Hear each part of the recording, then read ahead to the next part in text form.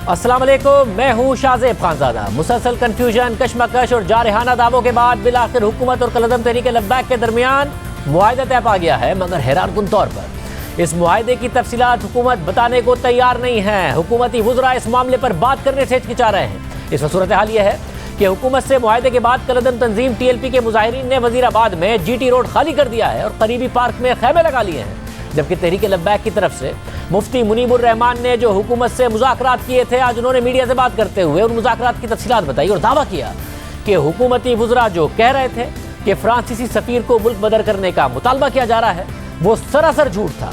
उनका मज़ीद कहना था कि मुआहिदे पर अमल दरामद शुरू हो चुका है, उम्मीद है जल्द धरना ख़त्म हो जाएगा।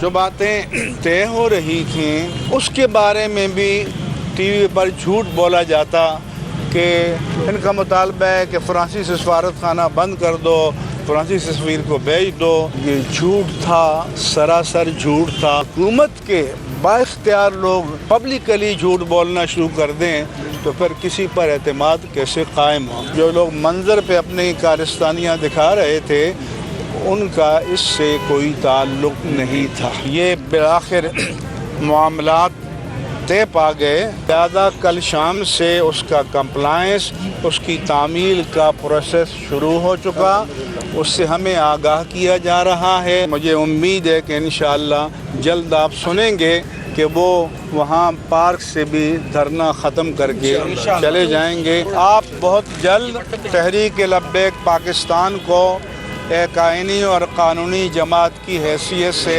मैदान अमल में देखेंगे। मुनीबुर रहमान जो एक तरफ ये कह रहे हैं कि अब कलदम तहरीक लब्बैक कलदम नहीं रहेगी, वो एक सियासी जमात के तौर पर सामने आएगी, तो दूसरी तरफ वो हुकूमती वुज़रा पर संगीन इल्ज़ामात लगा रहे हैं। जबकि दिलचस्प बात यह है कि जो हुकूमती वुज़रा पहले इस पूरे मामले को देख रहे थे वो अब मंजरनामे से गायब हो गए हैं। वफाकी वज़ीर दाखिला शेख रशीद साहब, जिन्होंने तहरीक लब्बैक को कलदम करार दिया था, पंजाब में रेंजर्स तैनाती के अहकाम दिए थे, वो भी मुकम्मल खामोश हैं। जबकि वफाकी वज़ीर इत्तलात फवाद चौधरी, जिन्होंने शुरू में दावा किया था कि कलदम तहरीक लब्बैक से दहशत गर्दों की तरह निपटा जाएगा, और अब हुकूमती मुआहिदे के बाद जब उनसे इस मुतालिक सवाल हुआ तो उन्होंने जवाब देने से गुरेज किया और कहा कि मुआहिदे से मुतालिक शाह महमूद कुरैशी वक्त आने पर बताएंगे। और जब कल मुआहिदे से मुतालिक शाह महमूद कुरैशी प्रेस कॉन्फ्रेंस कर रहे थे तो उन्होंने सवाल लेने से इनकार कर दिया। यानी फवाद चौधरी जवाब देने को तैयार नहीं है और शाह महमूद कुरैशी सवाल लेने को तैयार नहीं है।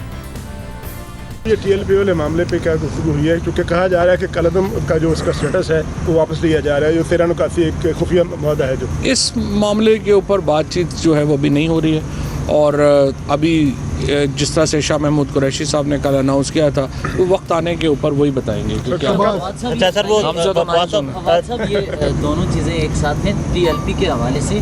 TLP का बता दिया, उस पर बात नहीं कर रहे हैं, कोई और चीज़। मामलात को यहीं हम समेटेंगे और कोई सवाल जवाब इस वक्त नहीं होगा। Thank you. No question.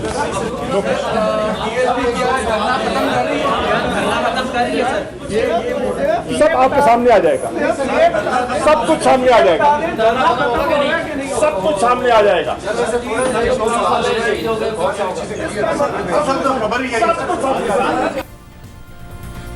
यानी रातों रात हुकूमती पॉलिसी और रवैये में फ़र्क वाज़े नज़र आया है। गुज़िश्ता कई दिनों से हुकूमत ने इस मामले से मुतालिक बड़े बड़े दावे किए, अहम और गैर मामूली फैसले किए, लेकिन अचानक हुकूमत की वो टीम जो मीडिया पर बयानात दे रही थी, काबीना और कौमी सलामती कमेटी के फैसलों से आगाह कर रही थी, वो मंजरनामे से गायब हो गई है। और फिर अचानक उन अराकीन की जगह वज़ीर ख़ारजा शाह महमूद कुरैशी, वज़ीर मुमलिकत बराए पार्लिमानी उमूर अली मोहम्मद खान और स्पीकर कौमी असम्बली असद कैसर ने ले ली है। इन तीनों अराकीन ने कलदम तहरीक लब्बैक से मुज़ाकरात की और फिर इन वुज़रा ने कल मुफ्ती मुनीबुर रहमान के साथ प्रेस कॉन्फ्रेंस की, मगर मुआहिदे की तफसीलात उस वक्त भी नहीं बताई थी और अब भी इस हवाले से मुकम्मल खामोशी है। हम उन्हें प्रोग्राम में बुला रहे हैं, नहीं आ रहे हैं, लेकिन ज़रा से जो तफसीलात सामने आई हैं उसके मुताबिक कलदम तंजीम आइंदा किसी लॉन्ग मार्च या धरने से गुरेज करेगी और आइंदा बतौर सियासी जमात सियासी धारे में शरीक होगी और हुकूमत कलदम तंजीम के गिरफ्तार कारकुनों को रिहा कर देगी। ताहम दहशत गर्दी समेत संगीन मुकदमात का सामना करने वाले कारकुनों को अदालत से रिलीफ लेना होगा। धरने के शुरुका के खिलाफ हुकूमत किसी किस्म की कोई कार्रवाई नहीं करेगी।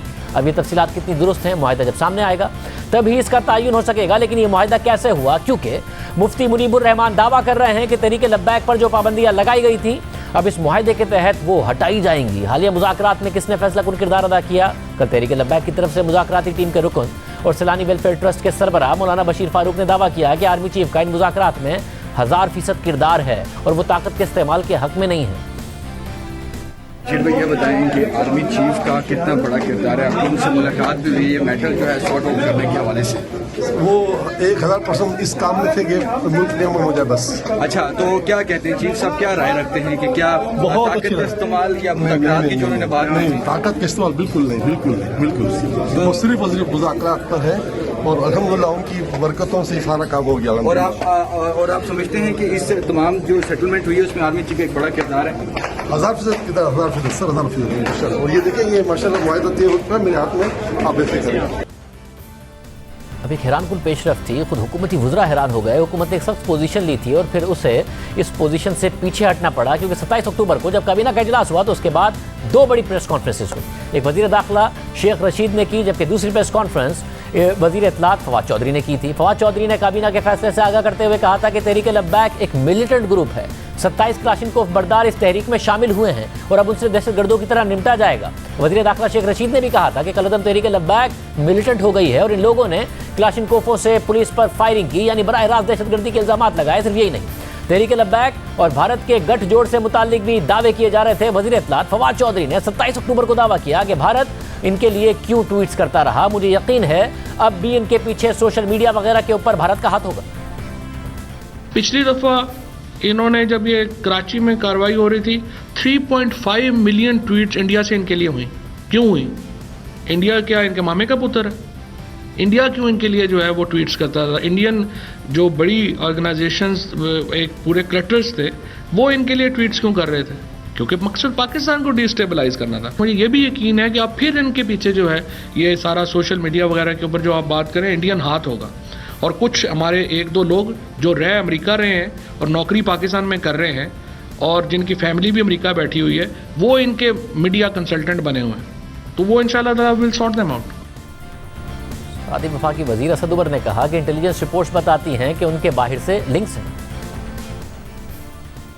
جتنی انٹیلیجنس رپورٹس جو ہیں وہ بھی یہ کہتی ہیں کہ باہر سے لنکس بھی ہیں اور یہاں پر بھی جو ارادہ ہے وہ ارادہ کوئی پرامن نہیں ہے. تو اس لیے یہ فیصلہ کیا گیا کہ ریاست یہ نہیں اجازت دے سکتی کہ کوئی بھی مسلح گروہ جو ہے وہ اپنی منمانی کرے. تو آج تو وزیر اعظم کا اور کابینہ کا فیصلہ بالکل واضح تھا کہ اس بات کی اجازت نہیں دی جا سکتی.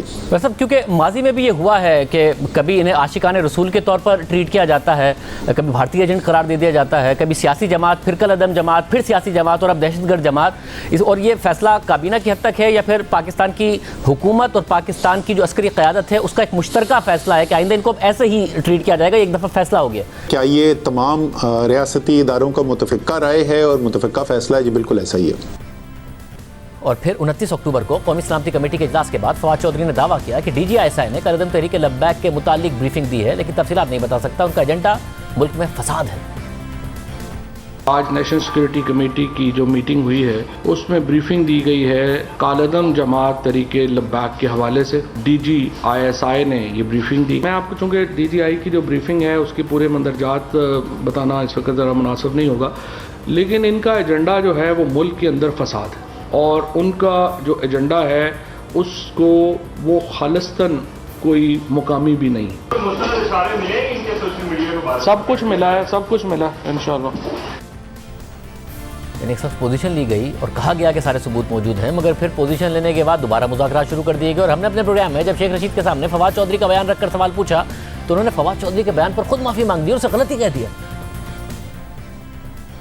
مطلب مگر فواد چودھری صاحب نے تو آج یہ بھی کہا کہ ان سے بات ہو ہی نہیں سکتی جب تک یہ پولیس والوں کو مارنے کے لوگوں کو حوالے نہیں کریں گے جنہوں نے پولیس کو مارا ہے. انہوں نے کہا ان سے نہیں بات ہو سکتی ہے. جب میں آپ سے یہ کہہ رہا ہوں کہ میں جمعے ہفتے کو پھر بات کرنے کے لیے تیار ہوں. یہ کیسے ہو سکتا ہے کہ ایک دن ریاست کہے کہ ان کی تمام باتیں مان لی ہیں، اگلے دن کہے کہ یہ عسکریت پسند ہے اور پھر انڈیا کے ایجنڈے پر ہیں اور انڈیا سے ان کو فنڈنگ بھی آ رہی ہے، اور پھر کبھی عاشق رسول نہیں ہے. کہہ دیا یار شاہ زیب لوگوں کے منہ سے نکل جاتا ہے، میرے منہ سے بھی غلطی ہو سکتی ہے. سو میں اس کی بھی معافی مانگنے ہوئے. وہ سارے مجھے کہتے ہیں کہ میں کمزور آدمی ہوں، میں مفاہمت پسند ہوں. جب ہم نے فواد چودھری کے سامنے ان کے بیان پر شیخ رشید کے معافی سے متعلق بات کی تو ان کا کہنا تھا کہ تحریک لبیک کو کالعدم قرار دینے کی اسمبلی تو خود وزارت داخلہ نے جاری کی اور اس فیصلے سے کوئی بھی کیسے پیچھے ہٹ سکتا ہے. پرسوں جب آپ نے بات کی تو اور کابینہ کے اجلاس کے بات کی تو صاف نظر آیا کہ جی اب کابینہ کا فیصلہ ہے، اور اس سے پہلے آپ نے حوالہ بھی دیا تھا کہ جی آرمی چیف کی بھی ملاقات ہوئی، ڈی جی ایس آئی کی بھی ملاقات ہوئی کہ ایک ریاست نے اب فیصلہ کیا ہے کہ ریڈ اسٹیبلش کی جائے گی، یہ ایک عسکریت پسند تنظیم ہے، ان سے عسکریت پسند تنظیموں کی طرح نمٹا جائے گا۔ پھر آپ نے ٹویٹس بھی اسی طریقے سے کیے، مگر کل رات ہمارے پروگرام میں شیخ رشید احمد صاحب نے کہا کہ آپ سے غلطی ہو گئی ہوگی، اور آپ کے بیان پہ انہوں نے معافی مانگ لی اور کہا ہم ان کی فرانسیسی سفیر کے علاوہ ساری باتیں ماننے کو تیار ہے۔ تو وہ غلطی سے آپ نے کہہ دی تھی بات؟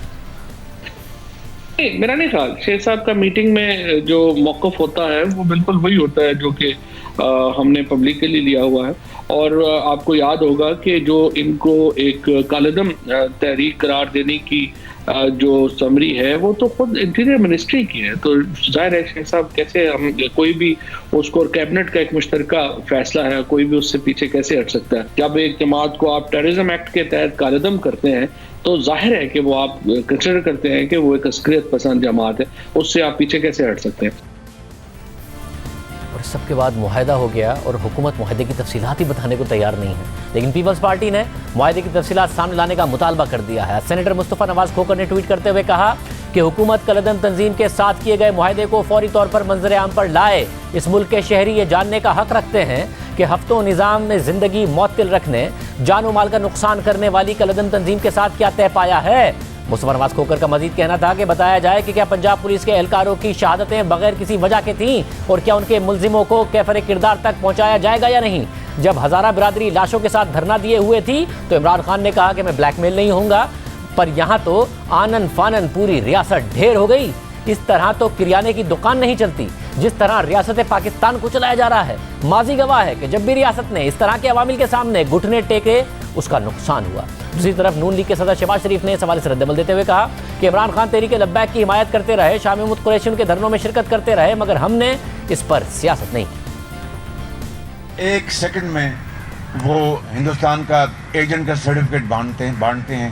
کتنے افسوس کی بات ہے کہ یہی ٹی ایل پی انہی کے دھرنوں میں عمران خان گلا پھاڑ کے کہتے تھے کہ ہم ان کو پوری طرح سپورٹ کرتے ہیں۔ شاہ محمود قریشی صاحب وہ باقاعدہ دھرنوں میں انہوں نے شرکت کی، اور پوری طرح پی ٹی آئی نے اس زمانے میں ان کے دھرنوں کو پوری طرح سپورٹ کیا، لیکن ہم نے جب بھی ٹی ایل پی نے اپنے مطالبات کے لیے لانگ مارچ کیا یا دھرنے دیے، ہم نے اس کو پولیٹیسائز نہیں کیا۔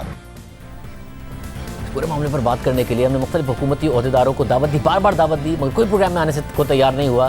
ہمارے ساتھ موجود ہوں گے سابق وزیر داخلہ احسن اقبال صاحب، مگر اس سے پہلے موجود ہیں ہمارے ساتھ سلیم صافی صاحب اور آسما شیرازی صاحب۔ آپ دونوں کا بہت شکریہ۔ صافی صاحب، یہ کیا ہے ایسا کہ کوئی وزیر بات کرنے کو اس پہ تیار نہیں ہے؟ فواد چودھری صاحب سے سوال انہوں نے جواب نہیں دیا، شاہ محمود قریشی صاحب مذاکرات کا حصہ تھے، انہوں نے کوئی سوال ہی نہیں لیا، مفتی منیر تو کھل کے بات کر رہے ہیں، حکومتی وزراء کیوں چھپ رہے ہیں؟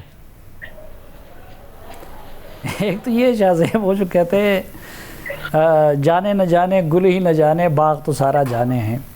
معاہدے کی تفصیلات تو آپ کو بھی معلوم ہے، مجھے بھی معلوم ہے، آسما کو بھی معلوم ہے، لیکن شاید نہیں بلکہ حقیقتاً جو کنسرن منسٹرز ہیں، مثلا کنسرن منسٹر ایک تو فواد چودھری تھا جن کو حکومت نے پہلا جو نیریٹو بنایا ہوا تھا ان کو آگے کیا تھا، ان کی اپنی ایک آئیڈیالوجیکل کمٹمنٹ بھی ہے۔ دوسرا نور الحق قادری صاحب تھے، تیسرا وہ شیخ رشید صاحب تھے۔ اب آئی ڈونٹ نو کہ ان کے پاس کاپی ہے یا نہیں ہے، کیونکہ اس میں تو وہ آن بورڈ نہیں تھے۔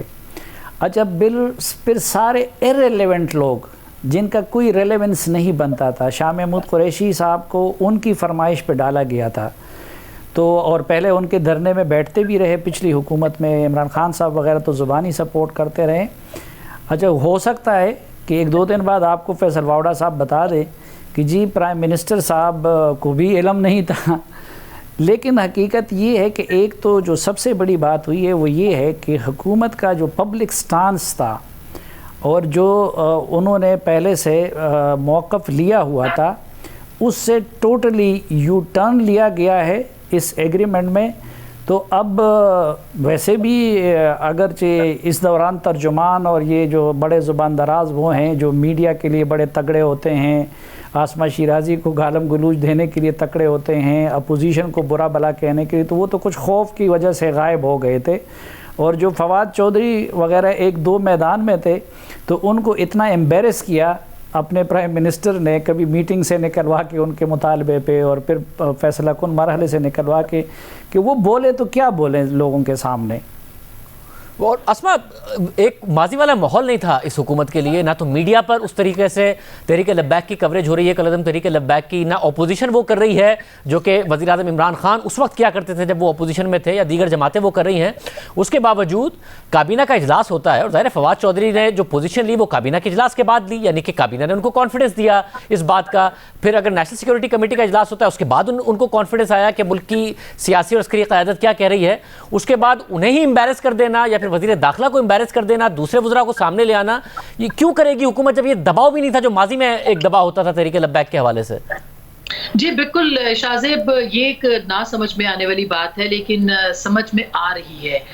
آپ دو طرح کے تضادات لے کے ساتھ نہیں چل سکتے، اور خاص کر کے حکومتوں میں کہ آپ نے اے ٹیم بھی رکھی ہو بی ٹیم بھی رکھی ہو.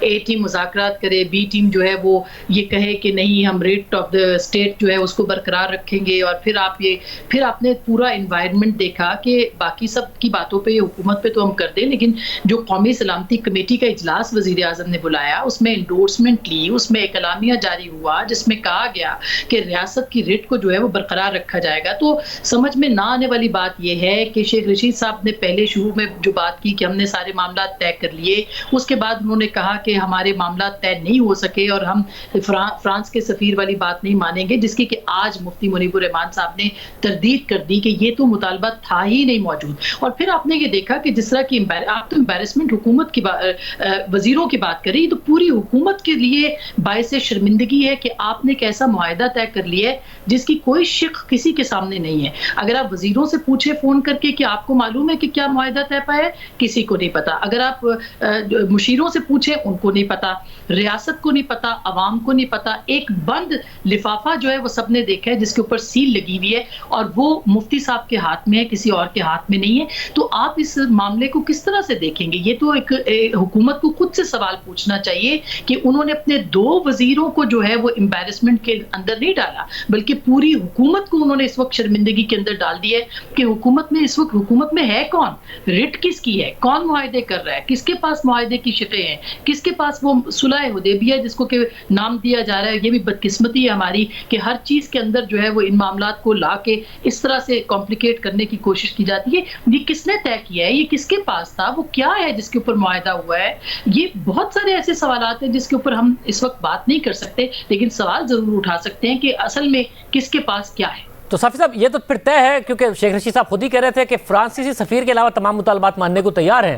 تو پھر ان کے جو مطالبات تھے، چاہے وہ سعد صاحب کی رہائی ہو یا پھر کالعدم کا جو ٹیگ ہے ان کے اوپر وہ واپس لینا ہو فیصلہ حکومت کا، وہ سارے کے سارے مان لیے گئے کیونکہ حکومت نہیں بات کر رہی ہے اور مفتی منیب کر رہے ہیں، تو یعنی کہ ان کی بات مان لی گئی ہے ساری؟ نہیں شاہزیب، ایک تو یہ کہ ہم اس دوران بھی جب یہ ڈیڈ لاک تھا تو جلتی پہ تیل نہیں چڑکنا چاہ رہے تھے، اور میرا تو ایک سوچی سمجھی ایک اوپینین ہے، اس سے اختلاف کیا جا سکتا ہے کہ اس طرح کی جتنی بھی تنظیمیں ہیں ان مسئلوں کا پولیٹیکل حل نکالنا چاہیے. لیکن دیکھیں، انسان ہو یا اسٹیٹ ہو یا پھر پارٹی ہو یا گورنمنٹ ہو، اس کی اصل سب کچھ چلتا ہے کریڈیبلٹی پہ.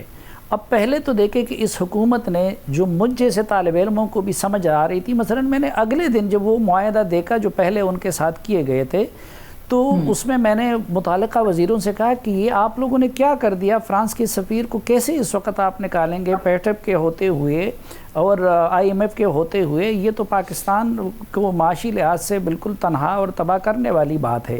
تو اس وقت بھی اس حکومت کا اصل مسئلہ ہے کہ جب اس طرح کی چیزیں آ جاتی ہے تو یہ وقتی طور پر اس پہ ایک چادر چڑھا دیتے ہیں. آج بھی آپ نے دیکھا نا کوئی فالو اپ، کل تک ملک میں کیا ہو رہا تھا، آج وزیر اعظم نے جو میٹنگ کی ہے تو اس میں کہا ہے کہ جی تیاری کرے بلدیاتی انتخابات کے. اس سے پہلے وہ اپنے وسیم اکرم پلس سے ملنے گئے تو ایک حلقہ جو خالی ہوا ہے اس کے معاملے پہ گئے. اور پھر دوسری بات یہ کہ ان کا یہ خیال تھا کہ جی میں نے میلاد النبی کے موقع پہ جو چراغاں کیے ہیں یا باقی چیزیں کی ہیں، یہ سارے بھی نیتوں کا حال اللہ جانتا ہے، لیکن وہ ان سے اپنے آپ کو اس نے کہا کہ شاید یہ حل کافی ہوگا. اب پھر ان معاہدوں کا اگلے دن سے کوئی فالو اپ ان کے ساتھ نہیں ہوا. ابھی جو کچھ ہوا ہے تو اس میں بھی جو ہمیں معلومات ہیں وہ یہ ہیں کہ ایک دن پہلے تک آپ ایک ایکسٹریم پہ چلے جاتے ہیں. آپ میڈیا کو آپ کے وزیر داخلہ کہہ رہے ہیں, آپ کے وزیر اطلاعات کہہ رہے ہیں کہ جی وہ انڈین ایجنٹ ہے, انڈیا سے فنڈ لے رہے ہیں, انہوں نے پولیس والوں کو مار دیا ہے, یہ پرتشدد تنظیم ہے, اس کو ٹی ٹی پی جیسے ڈیل کیا جائے گا, اور دوسرے دن پھر اس کو احتشام کے ساتھ آپ ان کے ساتھ ایسا وہ معاہدہ کرتے جس میں ان کی تمام مطالبات آپ مان لیتے ہیں. اب پہلی بات تو یہ ہے کہ جب یہ سب کچھ ماننا تھا تو وہ جب لاہور سے روانہ ہو رہے تھے تو اس وقت وسیم اکرم پلس نے یہ معاملہ کیوں ہینڈل نہیں کیا؟ یعنی منوان میں آپ کو بتاتا ہوں اور یہ سامنے آ جائیں گی کہ ان کی تقریباً تمام شرائط مان لی گئی ہیں, اور یہ فرانس کی سفیر کے معاملے کا بھی یہ حکومت الگ انٹرپریٹیشن کر رہی ہے, لیکن اس سے وہ دستبردار نہیں ہوئے, کیونکہ میری معلومات کے مطابق اس ایگریمنٹ میں یہ لکھا گیا ہے کہ جو پچھلے جو 2 معاہدے ہیں ان پہ عمل ہوگا.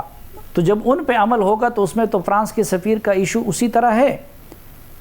تو آسما شرازی صاحب پھر کیونکہ مفتی منیر صاحب کہہ رہے ہیں کہ اس کی تو ہم نے اس طریقے سے ڈیمانڈ ہی نہیں تھی جو کہ وزراء بات بتا رہے ہیں, تو یہ کم از کم ایک سیاسی پارٹی کے طور پر آپریٹ کر رہے ہوں گے, جو دہشت گردی کا ٹیگ لگایا تھا, پھر بھارت کی سے کا جو کوآپریشن تھا اس کی بات کی تھی, وہ ساری باتیں پیچھے رہ گئی, انہی کی ساری باتیں مان لی گئی ہیں, یہ سمجھا جائے؟ دیکھیے شاذب, انٹرسٹنگ بات یہ ہے کہ وزیر اعظم علماء کے اور مشائخ کے جس گروپ سے ملتے ہیں وہ اور ہے, اور معاہدہ کرنے والا جو گروپ ہے وہ اور ہے. اور آپ نے دیکھا کہ اس کے اندر جو معاہدہ مفتی صاحب جو ہیں وہ آرمی چیف سے ملے یا جن سے بھی ان کی ملاقاتیں ہوئیں اور جو بھی معاملات سامنے آئے وہ وہاں سے طے ہوئے, وہ اسلام آباد سے طے نہیں ہوئے. تو کیا ہم اس کا مطلب یہ لے لیں کہ حکومت کو تو یہ بھی نہیں پتا کہ وہ جن مشائخ سے وہ بات کر رہی تھی ان کے ساتھ ان کی بات ہی نہیں ہوئی ہے؟ ہم تو پھر یہ بھی سمجھنے کے سے قاصر ہیں کہ اگر حکومت rate of the state challenge کو بحال کرنا چاہتی تھی تو وہ کیا کرنا چاہتی تھی, وہ کون سا ایسا لایا عمل تھا جس کو کہ اختیار کر کے انہوں نے ریٹ کو بحال کرنا تھا؟ اور اگر اس کے نتیجے میں خونریزی ہونی تھی تو ہم یہ سمجھ ہمیں لینا چاہیے کہ ریاست اور عوام آمنے سامنے ہوتے, شاید جس کو کہ ریاست نے ناکام بنایا ہے. ہمیں یہ بھی سمجھ لینا چاہیے کہ حکومت اصل میں آخر میں چاہتی کیا تھی, کیونکہ یہ وہی حکومت ہے جس نے کچھ عرصے پہلے اس ٹی ایل پی کو کالعدم قرار دیا تھا. کیوں قرار دیا تھا؟ جبکہ ایک سیاسی جو جماعت کے طور پر وہ الیکشن میں حصہ لیتی رہی ہے. اور پھر یہ بھی سوال ہے کہ اگر آپ نے کالعدم قرار دیا تھا تو پھر آپ نے 15 دن کے اندر اندر وہ کاروائی کیوں نہیں کی جس کا کہ قانونی اعتبار سے آپ کو کاروائی کرنا چاہیے تھی؟ یعنی آپ کو الیکشن کمیشن کو لکھ کے بھیجنا تھا کہ ہم اس کو کالعدم قرار دیتے ہیں, لہٰذا آپ اس کو سیاسی جماعتوں کی فہرست سے نکال دیجئے. یہ بھی نہیں ہوا. تو دیکھیے کنفیوژن ہی کنفیوژن ہے. سوال یہ ہے کہ ریاست نے یہ فیصلہ کیا کہ بات چیت کرنی ہے یا حکومت نے یہ فیصلہ کیا؟ تو اگر ایک صفحے کے اوپر دونوں ہیں موجود تو پھر دونوں بے خبر کیوں ہیں؟ یہ کیوں ہوتا ہے کہ شاہ محمود قریشی صاحب ایک طرف سے بیٹھتے ہیں اور نور اللہ قادری صاحب جو ہیں وہ دوسرے مشائخ سے بات کرتے ہیں؟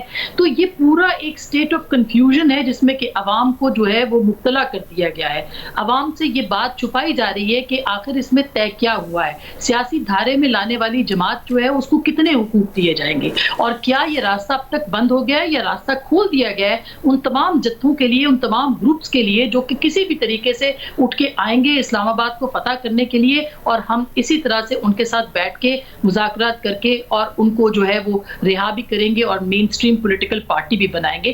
تو یہ سوال ہی سوال ہیں, جو آپ بات کر رہے ہیں وہ بھی سوال ہیں, جو ہم بات کر رہے ہیں وہ بھی سوال ہیں. ان سوالوں کے جواب کس کے پاس ہے؟ آپ ڈھونڈیں گے, صافی صاحب ڈھونڈیں گے, یا میں ڈھونڈوں گی؟ جو کہ اس وقت ہم سب اس بات کے اوپر سوچ رہے ہیں کہ ریاست کو آگے کرنا کیا ہے, کس کے ساتھ کس نے بات کرنی ہے, کس نے فیصلے کرنے ہیں, اور کس نے ریٹ آف دا اسٹیٹ جو ہے اس کو بحال کرنا. آپ دونوں کا بہت شکریہ. مگر حکومت کیا الگ کر سکتی تھی؟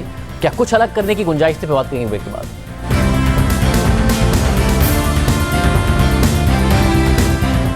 حکومت اور کیا الگ کر سکتی تھی؟ اس وقت بحث یہ ہے, حکومت خاموش ہے, معاہدے کی تفصیلات نہیں بتا رہی ہے. ہمارے ساتھ سابق وزیر داخلہ نون لیگ کے سینئر رہنما احسن اقبال صاحب موجود ہیں. احسن اقبال صاحب بہت شکریہ. احسن اقبال صاحب, ظاہر ہے اپوزیشن نے نہیں ایکسپلائٹ کیا سارے کے سارے معاملے کو, مگر اس کے باوجود سوال یہ اٹھتا ہے, آپ وزیر داخلہ تھے, آپ کی حکومت تھی, آپ لوگوں کو بھی معاہدہ کرنا پڑا جتنے بھی حالات ہو گئے تھے.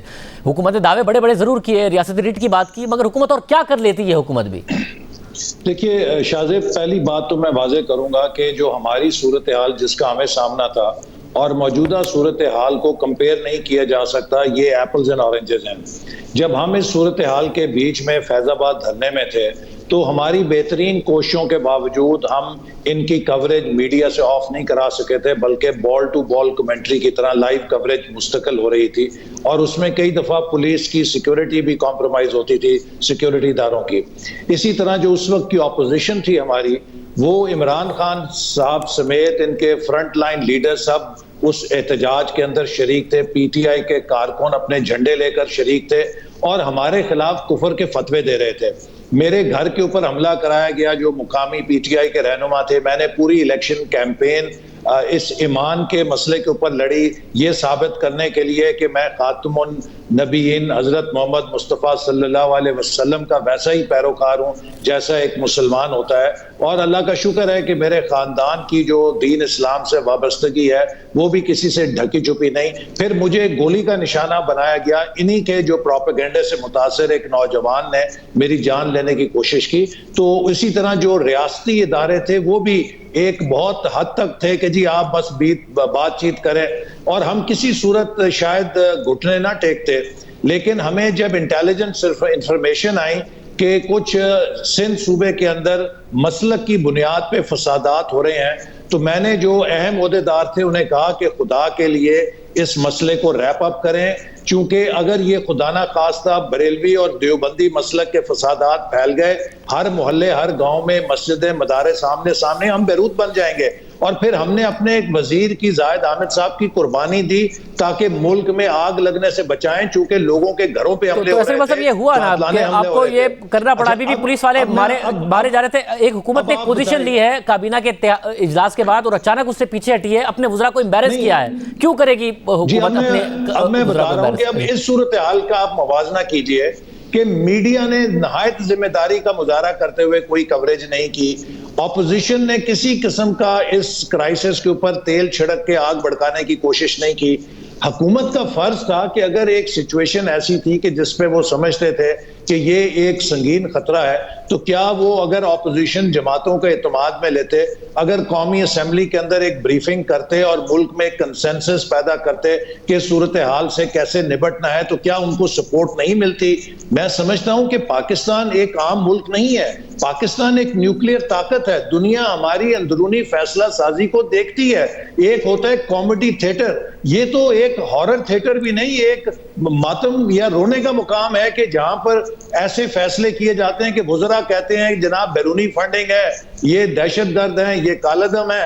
اگلے دن آپ یہ بھی ضروری نہیں محسوس کرتے کہ آپ قوم سے معافی مانگیں کہ ہمیں غلطی لگ گئی تھی، ہم نے غلط بیانات دیے تھے، ہم تو ان کو بحال کرنے لگے ہیں۔ تو میں سمجھتا ہوں کہ اگر حکومت نے کوئی معاہدہ کیا ہے اسے قومی اسمبلی میں پیش کیا جانا چاہیے۔ تو آپ یہ کہہ رہے ہیں جو حالات و واقعات اس حکومت کے ہیں، اگر آپ کے ہوتے تو آپ ریاستی ریٹ کو اسٹیبلش کرتے اگر اس کا جس طرح حکومت نے دعویٰ کیا تھا؟ دیکھیے، ہم اگر ہوتے تو سب سے پہلے ہم تمام قومی قیادت کو اعتماد میں لیتے، ایک نیشنل کنسنسس کرتے، اور اگر ہم سمجھتے کہ کوئی گروہ جو ہے اس وقت غیر ذمہ داری کا مظاہرہ کر رہا ہے تو ہمیں اسے سنگل آؤٹ کرنا چاہیے تھا، اور علماء کرام کو بھی اس میں شامل کر کے ان کو بتاتے کہ دیکھیے یہ ملک کے لیے مناسب نہیں ہے کہ ہم اس قسم کے امیجز دیں۔ ایک طرف آپ فیٹف کی تلوار میں لٹکے ہوئے ہیں، دوسری طرف پاکستان کی دشمن لابیز آپ کے خلاف آپ کو ایک ڈینجرس سٹیٹ ثابت کرنے کے لیے لگی ہوئی ہیں۔ ہم کس قسم کے طرز عمل کا مظاہرہ کر رہے ہیں؟ اور اس گروپ کے اوپر بھی ہمیں حاوی ہونا چاہیے تھا اس استدلال کے ساتھ کہ ہمیں ایک ذمہ دار پاکستانی ہونے کی حیثیت میں اپنی سڑکوں کے اوپر اس طرح کے تشدد کے اور اس طرح کے مظاہر نہیں دینے چاہیے۔ یہ نبی کریم صلی اللہ علیہ وسلم کی بشارت سے جو ملک حاصل کیا ہے، جو دنیا کی واحد ایٹمی طاقت ہے، ہم کیوں اپنے ہاتھوں سے دشمنوں کو وہ سارا مواد دے رہے ہیں جو ہمارے خلاف استعمال ہو سکتا ہے؟ میرا خیال ہے کہ حکومت نے جس طرح سرنڈر کیا ہے اس کے لیے وہی سمجھتی ہے کہ کیوں کیا ہے، کیونکہ پہلے وہ ہمیں کچھ اور بتاتی رہی، پھر ایک دم وہ کیپیچولیٹ کر گئی ہے۔ بہت شکریہ حسن اقبال صاحب کی گفتگو آپ نے سنی۔ مشیر خزانہ شوکت ترین صاحب ہمارے ساتھ موجود ہوں گے۔ IMF سے مذاکرات کے نتیجے میں کیا کیا شرائط مانی گئی ہیں، بات کریں گے بریک کے بعد۔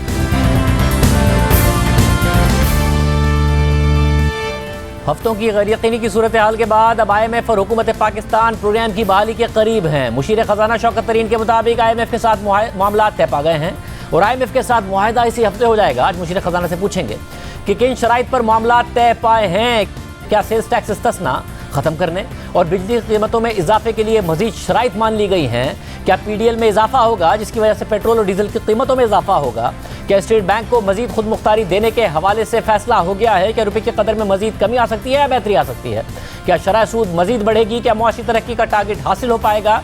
गुज़िश्ता 4 सेशन से रुपये की कदर में बेहतरी का सिलसिला जारी है और डॉलर इंटरबैंक में 175 रुपए की सतह पर जाकर आज 171 रुपए 29 पैसे पर बंद हुआ है। स्टॉक मार्केट में भी 800 पॉइंट्स की तेजी देखी गई है, मगर अक्टूबर के महीने के लिए महंगाई के नंबर्स टारगेट से ऊपर यानी 9.2% पर आए हैं और डबल डिजिट महंगाई का खतरा बरकरार है। आज अक्टूबर के महीने के तजारती अदद-ओ-शुमार भी जारी हुए हैं और अक्टूबर के महीने में एक बार फिर दरामदाद 6 अरब डॉलर से ऊपर रही हैं। दरामदाद 6.2 अरब डॉलर्स और बरामदाद 2.47 अरब डॉलर्स रही, यानी अक्टूबर के महीने के लिए तजारती खसारा 3.77 अरब डॉलर्स रहा है, जो सितंबर के महीने से 10% कम है, मगर गुज़िश्ता अक्टूबर से 109% ज़्यादा है, जिसकी वजह गुज़िश्ता बरस के मुकाबले में एक्सपोर्ट्स में 17% का इजाफा, मगर इंपोर्ट्स यानी दरामदाद में 60% का इजाफा है। यानी 8 से 9 अरब डॉलर्स के करंट अकाउंट खसारे के टारगेट के मुकाबले में 12 से 14 अरब डॉलर्स के करंट अकाउंट खसारे के खतरात अब भी मौजूद हैं, क्योंकि इस माली साल के सिर्फ 3 महीने में करंट अकाउंट खसारा 3.4 अरब डॉलर्स रहा है, मगर 4 माह में FBR ने ज्यादा दरामदाद की वजह से टारगेट से 225 अरब रुपए ज्यादा टैक्स इकट्ठा किया है, जिससे इस माली साल में टैक्स टारगेट से ज्यादा इकट्ठा होने के इम्कानात पैदा हो गए हैं अगर दरामदाद इस रफ्तार से जारी रही। और सवाल यह है कि क्या टारगेट से ज्यादा टैक्स इकट्ठा होने की वजह से IMF की मजीद टैक्स इक़दामात करने की शराइत में नरमी आई है? इन तमाम मामलों पर बात करेंगे। हमारे साथ मौजूद है मुशीर खजाना शौकत तरीन। शौकत तरीन साहब, बहुत शुक्रिया। तरीन साहब, जाहिर है बहुत ज़्यादा गैर यकीनी की सूरत हाल रही है मार्केट्स में, अब फाइनली एक पॉजिटिव सेंटीमेंट आता नजर आया है, क्योंकि 4.2 अरब डॉलर की सऊदी अरब से खबर आई और आज खबर आई है जो कि आप ही का बयान है कि IMF के साथ भी मामला तय पा गए हैं। 1 हफ्ते के अंदर अंदर जो प्रोग्राम है उसकी बहाली हो जाएगी। बहुत ज़्यादा इतलात थी कि वो 330 अरब रुपए के तकरीबन जो सेल्स टैक्स इस्तिस्ना है वो विड्रॉ करने का कह रहे हैं। अपना जो इनकम टैक्स टारगेट है, आपका टैक्स का टारगेट है, उसे 6000 अरब रुपए तक ले जाने का कह रहे हैं, जो कि तकरीबन 225 अरब रुपए टारगेट से पहले ही ऊपर है 4 महीने में। तो किन मामलात पर इस वक्त मामलात आपके तय पाए हैं, प्रोग्राम बहाल होने जा रहा है? शाहजेब, बहुत शुक्रिया। देखें, पहली बात तो ये है कि वो तो वहीं से चले जहां हम लोग ने सफ़र तोड़ा था, कि पिछले जो हमने $500 मिलियन लिए थे उसमें जो उन्होंने हमें दिए थे एक्शन जो हमने करने थे और जो हमने एग्री किए थे, जिसमें 700 अरब रुपए के जो टैक्सेस थे या विड्रॉल ऑफ एग्जम्पशंस थी, और फिर कोई तकरीबन 5 रुपए का जो है टैरिफ इंक्रीज़ थी, तो वहाँ से वो शुरू हुए। और ज़ाहिर है स्टेट बैंक की जो अमेंडमेंट्स थी, उन्होंने कहा इसको भी ऑटोनमस करो, तो यहाँ से वो शुरू हुए और फिर उस पर काफ़ी मतलब बहस मुबाहिसा हुआ। हमने अपनी वही जो चीज़ मैंने जून में कही थी कि टैक्स ब्रॉडनिंग की तरफ हमने जाना है, टैक्स पिरामिडिंग की तरफ नहीं जाना। तो उस पर काफ़ी हमें एक किस्म से सक्सेस हुई और एग्जम्पशंस भी कुछ हमने रिमूव किए, लेकिन कुछ रखे हमने, एग्जम्पशन अभी भी रखे, और तो उस पर भी कुछ सक्सेस हुई। और बाकी जो है बिजली के ऊपर भी तकरीबन 5 रुपये उन्होंने कहा था और उसमें भी काफ़ी सक्सेस हमारी हुई, क्योंकि हमारा ये कहना था कि जब आप टैरिफ बढ़ा देते हैं तो उससे जो है गरीब के ऊपर और बोझ पड़ता है डायरेक्टली और इनडायरेक्टली, और हमारी इंडस्ट्री अनकम्पिटिटिव होती है। तो उस पर भी एक किस्म से हमारा कुछ न कुछ हमारा जो है वो सक्सेस हुई। तो ये जो जब वो जो देंगे आपको, मतलब, और वो IMF ही जो है वो ये अनाउंस करेगा, तो आप देखेंगे कि काफ़ी सख्त नेगोशिएशंस हुई। उनका रवैया जो था वो काफ़ी सख्त था हमारे साथ, बिकॉज उनका कहना यह है कि आप बातें करते हैं, आप वादे करते हैं, पैसे लेके फिर आप एक किस्म से पीछे हट जाते हैं। तो इसलिए और आपको मालूम है माहौल भी ये अफ़गानिस्तान के बाद क्या बना हुआ था, अमेरिका की जो एटीट्यूड है उसका तो आप समझ ही सकते हैं। लेकिन इन भी मुश्किल हालात में मेरे ख़्याल में हमने काफ़ी एक अच्छा जो है वो एग्रीमेंट तय पाया। तो साहब आपने अपनी प्रेस कॉन्फ्रेंस में भी कहा कि वो $500 मिलियन अभी तक मेरे गले पड़े हुए हैं, तो ज़ाहिर है वो सख्त शराइत थी, आप पहले भी इस हवाले से कह चुके हैं। तकरीबन हम ₹1.39 का इजाफा कर चुके, अब क्या मजीद कितने इजाफे पर वो मान गए हैं? सेल्स टैक्स अगर 325 अरब कह रहे थे तो क्या 150 अरब के आसपास मान गए जैसे कि इतलात आ रही है? कितने पर आपने मना लिया उन्हें? नहीं, देखें 700 अरब रुपए के जो टैक्सेस हैं, तो आप जब देखेंगे, जब रिज़ल्ट्स आएंगे, वो मैं अभी नहीं बता सकता हूँ कि वो एक किस्म से ब्रीच ऑफ ट्रस्ट होगा। तो काफ़ी हमारा जो है इसमें हम लोगों ने एक किस्म से कंसेशंस लिए हैं उनसे। और बिजली की कीमतों में? बिजली की कीमतों में भी हमने कंसेशन लिया, क्योंकि ₹4.95 वो कह रहे थे जुलाई तक आप बढ़ाएं, तो उसमें भी हमने कंसेशंस लिए। तो इंशाल्लाह आप देखेंगे तो ये बहुत ही मुश्किल किस्म की हमारी जो वो थी नेगोशिएशंस थी, और मैंने जब ऐसे जैसे कहा जिस माहौल में हुई हैं, तो लेकिन ये है कि हमने भी अपना ग्राउंड जो है वो कायम रखा, और अब इंशाल्लाह जैसे आएगा ये तो आप देख लेंगे। मैं इंशाल्लाह फिर आपके पास आऊँगा जब ये हम डिक्लेयर कर लेंगे, तो उसको फिर थ्रेड बेयर डिस्कस भी कर लेंगे। और साहब क्या IMF के ये कंसर्न्स भी हैं कि इंपोर्ट्स बहुत ज़्यादा हैं? आज भी जो नंबर आया अक्टूबर का, ज़ाहिर है वो $6 अरब से ऊपर का नंबर है, तो शायद इंपोर्ट्स को कर्टेल करना पड़े, और जब आप कर्टेल करेंगे तो उससे ग्रोथ भी नीचे आ जाएगी और जो रेवेन्यू है वो भी नीचे आ जाएगा। देखिए 6 बिलियन जब आप कहते हैं तो 6 बिलियन के बीच में एक बड़ा हिस्सा उसका जो है वो वैक्सीन्स का भी होता है। तो ये 6 बिलियन तो हमें कोई ज़्यादा इफ़ेक्ट नहीं करता, क्योंकि कोई 500 मिलियन जो है वैक्सीन का होता है, वो फंडेड होती है। उसके बीच में फिर ये जो RDA है, इसके जो इन्वेस्टमेंट्स हैं, ये भी बिलो द लाइन होती हैं, ये फंडिंग होती है। तो आप ये जब 6 बिलियन की बात होती है तो इसका मतलब है आप तकरीबन 5.2, 5.3, 5.4 की बात कर रहे होते हैं, और ये with in the realm of हमारी जो हम लोगों ने फोरकास्टिंग की हुई है तो उसके अंदर ही है। लेकिन ज़ाहिर है अगर हमने देखा कि ये ओवर हीट हो रही है इकॉनमी, तो हमने पहले भी कुछ वो लिए हैं, मेजर्स लिए हैं, जिसमें हमने वो कैश मार्जिन बढ़ा दिए, और कोई गाड़ियों के ऊपर हमने कोई ड्यूटी श्यूटी बढ़ा दी है। तो और भी हम करेंगे कि, लेकिन ये है कि हमने अनसस्टेनेबल नहीं होने देना अपनी ग्रोथ को। हमारी ग्रोथ जो है हमारे ख्याल में काफ़ी अच्छी है, क्योंकि बिजली की जो एक किस्म से वो है कंजम्पशन जो है वो कोई 13% पे चल रही है, बढ़ी है। इसी तरीके से आप हमारा रेवेन्यू देख रहे हैं तो 37% से बढ़ रहा है। तो बाकी चीज़ें भी मतलब एक्सपोर्ट्स हैं, एग्रीकल्चर प्रोडक्ट्स हैं, ये तो मेरा ख्याल में 5% तो हमारी ग्रोथ उससे थोड़ी ज़्यादा ही होगी, लेकिन हम इसको अनसस्टेनेबल नहीं होने देंगे। 5% ग्रोथ होगी और फिर उसके साथ करंट अकाउंट डेफिसिट $12-13 अरब नहीं हो जाएगा, और वो सस्टेनेबल होगा आपके ख्याल में? उसे हम मीट कर जाएंगे? मेरा ख्याल में तो देखें 10-12 बिलियन डॉलर का ये नहीं होगा, ये ठीक है 3-3.5% ऑफ GDP होगा, और वो हम सस्टेनेबल हमारे लिए, क्योंकि मैं तो आपको बता रहा हूँ ना कि हमारे नेट इंटरनेशनल रिजर्व बढ़ रहे हैं।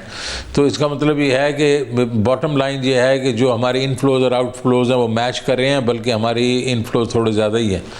तो इसलिए लेकिन हम इसके ऊपर बड़ी कड़ी नज़र रखे हुए हैं, क्योंकि हमारे लिए एक्सचेंज रेट का जो है स्टेबिलिटी भी बहुत ज़रूरी है। और आपने देखा कि अभी ये जो 175 को टच करके 171 पे आ गया है, तो इंशाल्लाह आप ये IMF प्रोग्राम हो जाएगा तो मेरे ख्याल में उस वक्त और भी इस पर अच्छा इम्पैक्ट होगा। बिकॉज देखना हमने शाहजेब ये है कि रियल इफेक्टिव एक्सचेंज रेट कहाँ है। जो रियल इफेक्टिव एक्सचेंज रेट अगर 95 पे फिर रहा है तो इसका मतलब है कि अभी भी अंडर वैल्यूड है हमारा रुपया।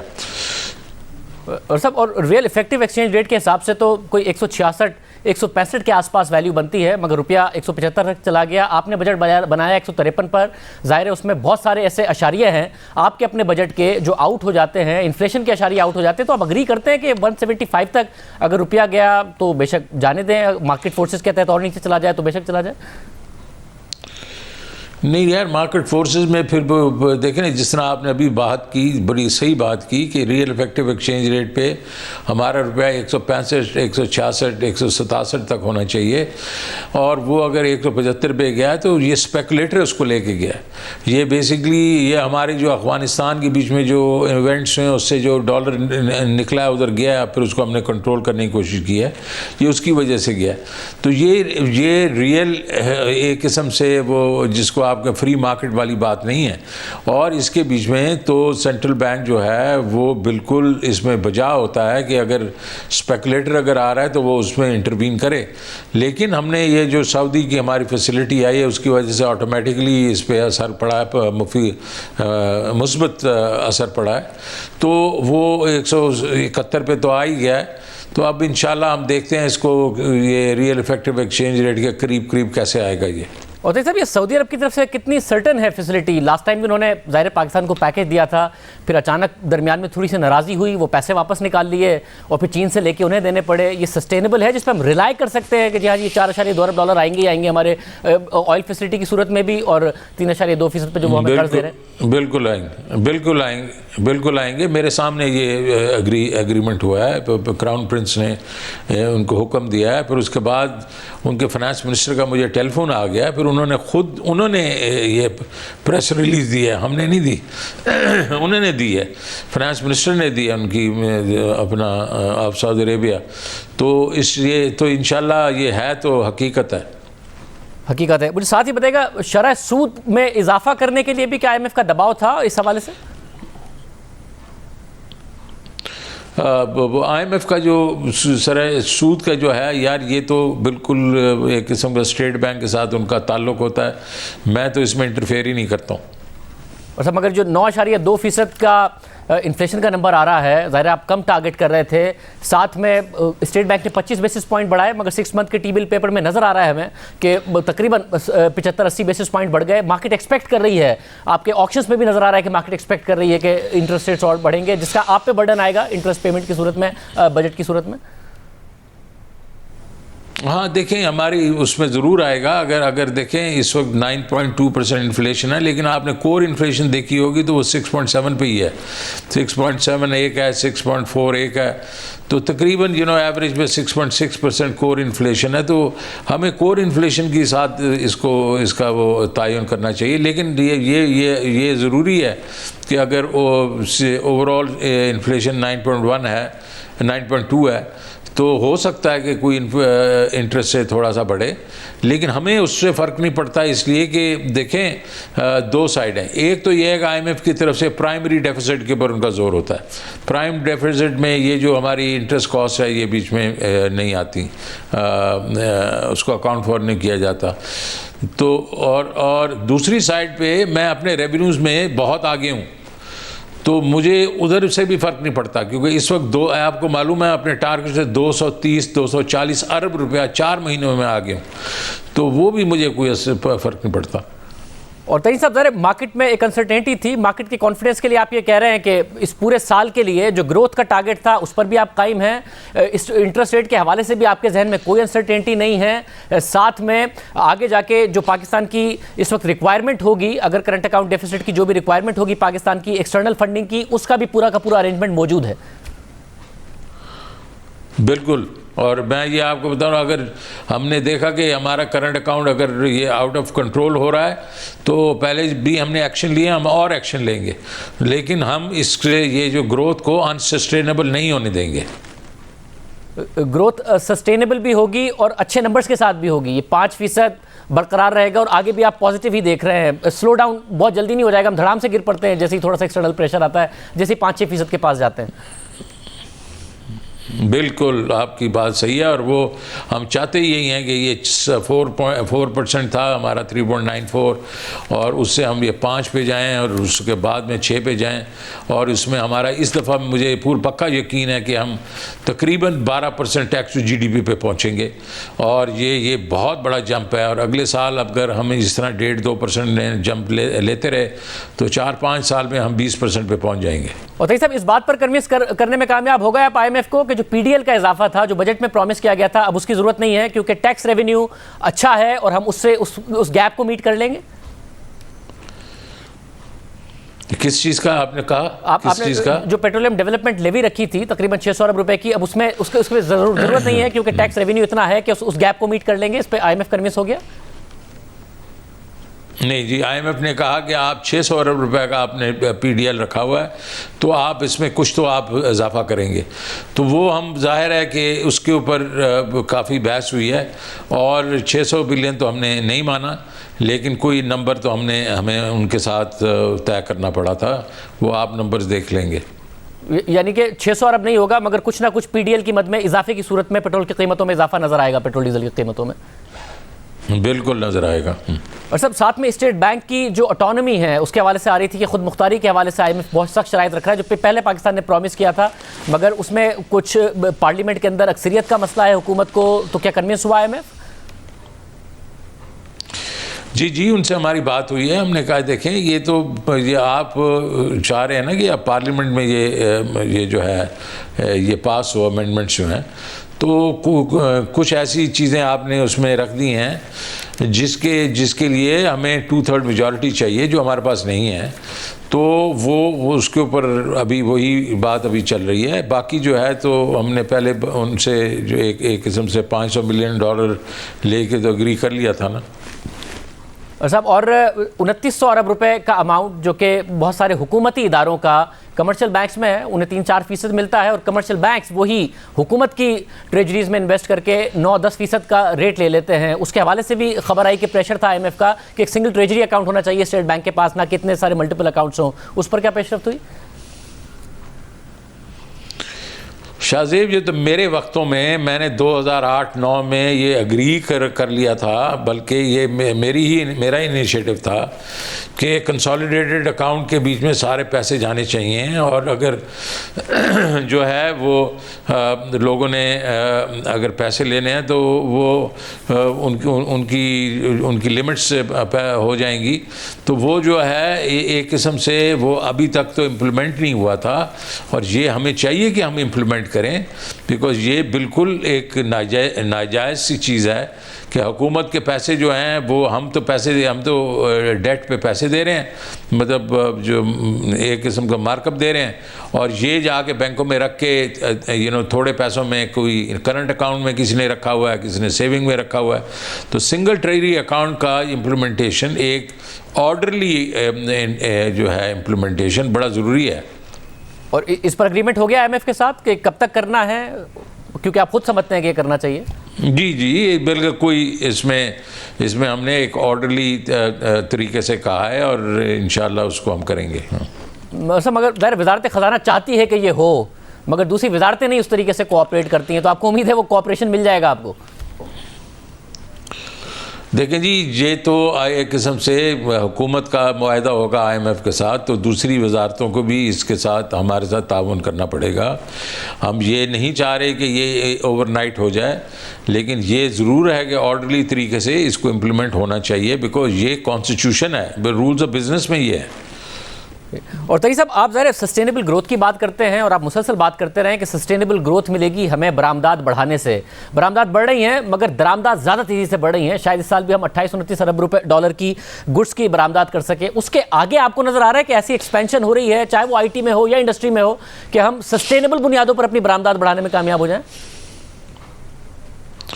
بالکل میں اس میں یقین رکھتا ہوں کہ ہم اس وقت بھی ہم لوگوں نے، حالانکہ اس وقت جو ہماری جو ایکسپورٹس ہیں وہ ٹیک آف کر رہی ہیں، لیکن کیونکہ ان کا جو حجم ہے وہ امپورٹ سے بلکہ آدھے سے بھی کم ہے، تو جو 35% کی ہماری ایکسپورٹ کی گروتھ ہو رہی ہے آئی ٹی ملا کے، وہ ہم نے اس کو جس اور طریقوں سے ہم نے اس کو برج کرنا ہے اس گیپ کو 1-2 سال، کیونکہ ہمارا آئی ٹی جو ہے وہ انشاءاللہ ہم نے ان کو جس قسم کے انسینٹیوز دیے ہیں وہ اگر 100% گروتھ ریٹ کے ٹریجیکٹری پہ چلا گیا تو اگلے 4-5 سال میں 51 بلین کی تو آئی ٹی ایکسپورٹ ہوگی، اور یہ باقی ایکسپورٹ بھی کافی میرے خیال میں اس میں ڈائیورسفیکیشن بھی آ رہی ہے اور ویلیو ایڈیشن بھی آ رہی ہے. تو ہم نے یہ بڑا دھیان رکھنا ہے امپورٹس کے اوپر کہ یہ آؤٹ آف کنٹرول نہ ہوں، اور ہم ان کو اگلے 2-3 سال کے بعد پھر ہم اس پرابلم سے ہمیشہ کے لیے نکل جائیں گے. بہت شکریہ مشیر خزانہ شوکت ترین صاحب کی گفتگو آپ نے سنی. پازیٹیو نظر آ رہے ہیں, جو IMF سے معاہدہ ہوا ہے, جو پروگرام بحال ہونے جا رہا ہے اس کے حوالے سے بڑے پازیٹیو نظر آ رہے ہیں, اور معاشی ترقی کے حوالے سے بھی ان کا خیال ہے کہ 5% ہم ابھی بھی اچیو کریں گے اور کرنٹ اکاؤنٹ ڈیفیسٹ بھی سسٹینیبل ہوگا. آج پروگرام میں اتنا یاد دیجیے. اللہ حافظ.